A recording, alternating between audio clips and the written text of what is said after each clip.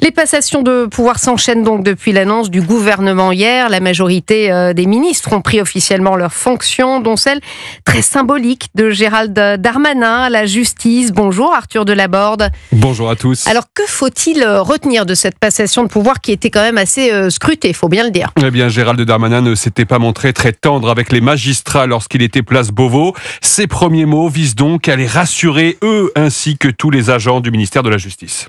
Je veux contribuer à redonner toute la noblesse à leurs fonctions.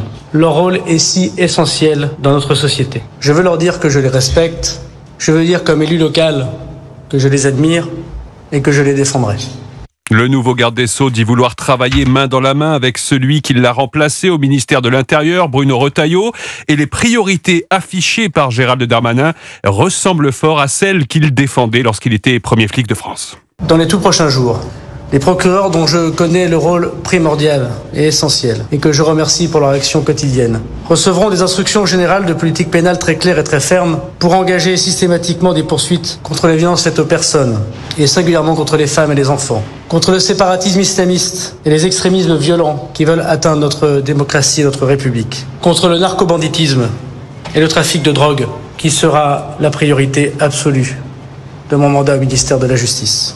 Placer le durcissement de la chaîne pénale et les questions sécuritaires et migratoires au sommet de l'agenda, c'est le signal politique que François Bayrou voulait envoyer avec ce binôme police-justice. Et Arthur, évidemment, la question que tout le monde se pose, est-ce que ce gouvernement peut échapper à la censure? Eh bien, c'est justement un des objectifs de la politique de fermeté portée par ce tandem régalien Darmanin-Retailleau que l'on vient d'évoquer.